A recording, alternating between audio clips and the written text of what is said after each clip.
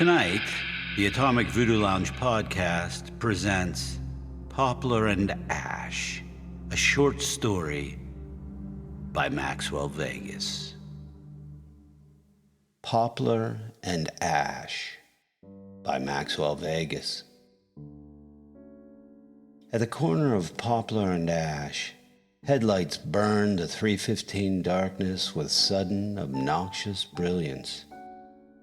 The man stepped aside, pausing in shadow, allowing the car to pass. Wouldn't it be better to remain unseen? They could be looking for me, he thought, for any hapless victim caught betwixt night and repose. He watched the taillights disappear up the avenue, one jaundiced eye, one pale cheekbone leaning into the light. Yet maybe they sensed him too, he thought, and instead of doubling back to give chase through twisting alleys, across backyard nightscapes, they pressed their soiled feet ever more eagerly into floorboard and accelerator, wishing dawn thoughts of placid arrival. Do we make the choices we make? He whispered, stepping out from the skirted gloom and under Orion's belt, those three sisters shining silver and chill in the blue-black heavens, and Saturn's rings obscured, crestfallen, secret, perhaps a firmament away. He did not notice the woman, her dark eyes staring down from the attic window, the window atop the house of ivy and shadow, the house at the corner of Poplar and Ash. A tangle of auburn hair, streaked gray, reined in by a hempen knot. She stood at the window, her emerald eyes reflected over the lone figure below. Herb smoke and tallow filled the air as her husband snored just under her feet. He wanders forth, a pale star, and yet I am here. Stationary, she thought, yet he will return, walking his obscure trajectories through hungry nights and hiding in fitful daylight slumbers. Plucking leaves from several plants and bringing each to her nose, she watched the figure stroll away. Kindle the fire of his heart, she whispered, and then pausing, asked, what do the promises we break make us? She put the leaves into a silver pot and held it over a small flame, her shadow flickering against the vaulted walls. A prayer of healing hands to touch such dark heavens where fearful souls fly, hungry and mad. Come unto me and be mine in time, she chanted. To be alone, now and forever, surrounded by a mass of sleeping humanity, each heartbeat a separate dying ember as he passed, like the red traffic lights throbbing and blinking, useless and forlorn in the midnight depths. He pulled his collar a little higher, a vain attempt to conceal himself, to obscure any spot that light might discover. To be a shadow in a world of shadows. I am a guilty thing, he thought, as his steps whispered across worn blacktop, ancient sidewalks, and crumbling curbstones. This town belonged to him.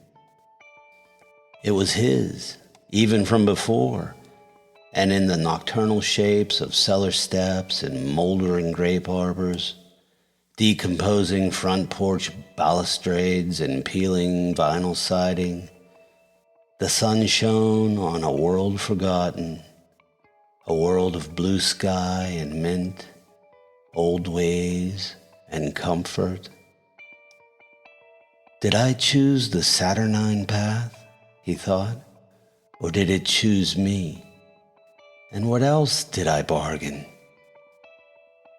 The procedure took something from him. Time?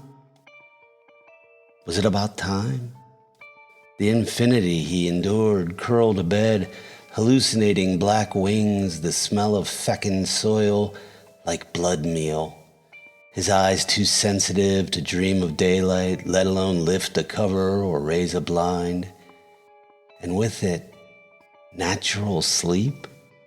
That healing balm of nightly repose gone. And why, of all things, could he not say amen? Speak a simple prayer and walk his town when the sun blessed the sky? A flagpole chain's intermittent ding filled the silence of his dark orbits, and he walked on alone, under the 3 stars, ravenous and mad, and every bit as afraid.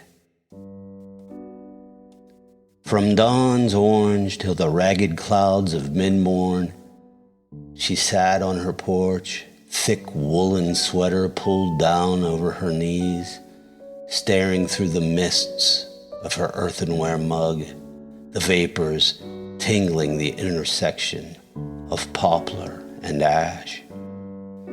A truck door slammed somewhere behind the house of ivy and shadow, the house where the woman sat, her coarse sweater mingling with twig, vine, and moss. An engine started, and the rippling sound of the brick alley divulged her husband's departure. One who leaves is strong enough to survive, she thought, but one who neither stops nor stays. Bellatrix, she whispered into her mug, continuing to picture the lone walker, the pale crescent of his face he sought to hide as he moved through the night. Sweet Bellatrix, she said again, her lips barely moving, the one tugging and pulling the other, yet never fully separating. And in response, a shadow fell, landed, and sauntered across the porch railing. A midnight velvet cat with fierce yellow-green eyes sat peering at the woman. Bellatrix, I send you, bright above the 3, to bemuse, to entangle, and to enchant. Bring him forth and lead him to me, the woman sang, her voice quiet and lilting. The animal did not move, but stood stock still, her keyhole pupils fixed, intense, seemingly cut from the night's inky cloth, answering no questions, asking no permission, unlocking no secrets. A rusty hinge creaked, and the man, the lone walker, emerged from basement chamber into past midnight darkness. Under crescent moon, he stepped forth with the silken rustling of cloak and scrape of sole, while bright Venus bejeweled the horizon and Jupiter on high gave chase to Saturn, now gone over the edge of the world. The animals knew, the cricket and the deer, the rabbit and the flutter of unknown wings, silent and still upon his approach, as if they could will their own invisibility. And through each window, the blue glow of televisions, forgotten lamps and endlessly spinning ceiling fans, the beating of 1,000 hearts phasing in and out of syncopation, a blanket of still life spread over a hill, cleared hundreds of years ago, parceled out again and again, sold and developed and decayed into another wilderness. The wind stirred and dried leaves scuttled across his path as he ticked his cane against Poplar's gray, cracked pavement. The lights in the top stories of each house flickered as he passed. Sometimes a porch light would turn on and then go dead. Other times, the rooms of usually dark and quiet houses would burst forth in seizure-inducing strobes. This is no ordinary night, he thought. I fear I'm losing myself, or what was left, what I chose to cast away, and what I was not allowed to keep. At the corner of Poplar and Ash, he turned to survey the street behind him. Luminescent activity crackled and faded as if he were a ship, and the roadway and houses the churning royal of his wake, its energy dispersing into the universe. A strange thing, indeed, he thought. My revolutions made manifest, my paths perhaps observed. Retreat now impossible under this clockwork sky where all motion pushes forward. And so shall I. Spinning around to continue his course, he stopped immediately. A black cat sat in the intersection, unmoving, an inscrutable shadow, onyx fur glistening, keyhole pupils set into yellow-green eyes, staring, boring into him, as if searching for a soul. What trickery is this? The man called out to the beast. Let me pass, I say. It is I who shall bar your way in this town, my town. Now be gone. The cat stood without breaking its gaze, continuing to hold it as it moved one silent paw at a time through the intersection in no particular rush, as if the decision to move belonged to it and it alone, and perhaps it did. Far up Poplar, the man saw many cats, some tortoiseshell, some tabby, some cinnamon and calico. An army of sorts emerged from under cars and round porches, on rooftops and railings, all silent and grave, their eyes fixed with glinting stars on him and then their master. And one by one they followed the black cat, bypassing the man as he moved up Poplar. Looking over his shoulder again, his wake now a feline rush, spreading dark-headed, a tugging whirlpool of movement surrounding the house of ivy and shadow, of twig, vine, and moss, pulling him ever so gently toward the house on the corner of Poplar and Ash, where a woman stood waiting, silhouetted in the attic casement and Cassiopeia overhead.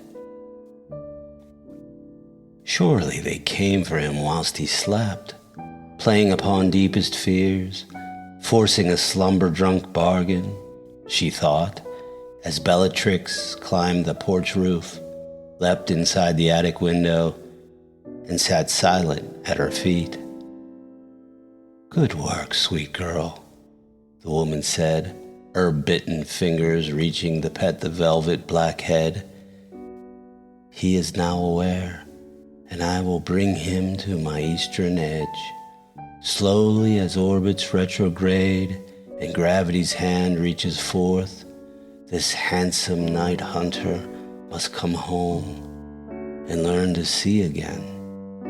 Regardless of promises made and choices undone, we will construct ourselves anew and walk beneath the sun. Bellatrix mewed, springing once more into the open casement, and stood like midnight shadow outlined by stars, an absence of time and space, And then, with a turn of her head, yellow-green, her eyes shone all bright in the gloom. Two impenetrable keyholes perched above the corner of Poplar and Ash. She calls to me, he thought, as he stood in the old schoolyard counting stars, the cold white points, reminders of what he had given up and how he had been deceived. The length of eternity brought home to him in a patch of pre-dawn sky. He resisted the silent rabbit and the lone deer and the sleeping truck driver, but knew it would not last. To never see the sun again? But that one glimpse of her above the swirling rush, her outline watching him, an orchestrated gesture to capture his attention, to draw him in. Circling back over gravel drives and red brick alleyways, one eye to the eastern edge, he walked against time and the almighty sky to unbolt his basement den and sequester himself within an even darker night. Wrapped in sepulchral gloom, under earth, festering wood and clay, he had no other thought than the cat mistress, not in shadow and ivy, nor upon her attic watch, but surrounded by crocus, lily, and hibiscus, fingers coated with soil, digging in her garden, black cat's keyhole pupils watching from the porch, all on some illusory morning on the corner of Poplar and Ash that he was forbidden to ever know. Her husband didn't return, wouldn't return. I let him go, she thought, walking to an empty bed, but I have other work to do. After pulling on her old woolen sweater, she set to boiling water with chamomile, cinnamon, and clove, and at 3 a.m. in the brown kitchen, a kitchen of twig and hawthorn, she poured the liquid into an earthenware mug, steam rising in wispy fingers above the old wooden board. Bellatrix materialized from nowhere and leapt onto the table, circling the smoking brew, a blood-red velvet ribbon in her mouth, on which hung the smallest of vials. "My sweet," the woman said, and took the flask, uncorked it, and emptied the syrup into her mug. "You, dear one, I thank you." The cat's keyhole eyes stared and blinked, and then, as if hearing some silent command, she sprung from the table and disappeared into the black archway leading from the kitchen. Whether she touched the floor could not be known, for only silence accompanied her departure. Drink in hand, the woman followed Bellatrix's path, making her way onto the porch where she sat, warmed by old wool, sipping, watching the intersection under Orion's three-starred belt, the clicking of a cane echoing louder and louder down the avenue. She spoke aloud to the darkness. "I've slept on rose and on lavender, on quartz crystal and on sage, and over pomegranate seed my head has lain, dreaming you to me, regardless of promises broken or choices made, calling you forth so that I may be the light and thy pale face be my day." Under star and sky and moon, with crescent arms upturned to the right, the tapping ceased, and the man, the lone walker with collar pulled high, stepped into the intersection, his pallid cheek emerging, a Plutonian figure of darkest night revealed, one jaundiced eye searching the corner of Poplar and Ash for a key to a door. "Hello there," the man said to the woman, unsure and afraid. "It is I whom you await, I know, sitting there on your throne of ivory and shadow." He stepped forward over cracked pavement, the scrape of sole and tap of cane approaching the porch, Cassiopeia pointing to Andromeda in the heavens above. "But you have called to me through space and time, called me forth from solitary journeys, orbits painful and adrift. And while I fear your tangled ways, I beseech your tenderness. Cure me, make my choice unmade, heal me in your garden, and return me to the day." The woman smiled and sipped as she looked at him, the steam of her breath mixing with that of the tea. She sipped and smiled and asked, feeling the warmth of her woolen sweater against her body, "So what can I really do for you? What is the one thing you want from me?" Bellatrix fell from the night sky and curled around her mistress's neck, a black mantle with piercing eyes.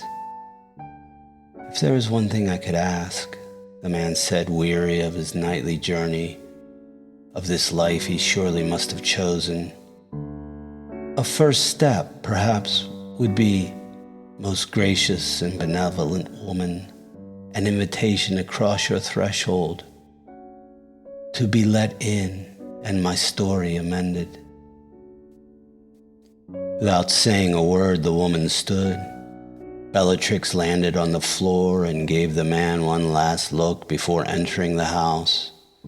The woman followed, and crossing the threshold, she turned, her auburn hair pulled back with a hempen knot, her eyes now keyholes set in yellow-green. "Please," she said, lips tugging at one another, and then curling into the slightest of grins as she stood at the entrance to the house on the corner of Poplar and Ash, the house beyond that of goodness and beyond that of sin.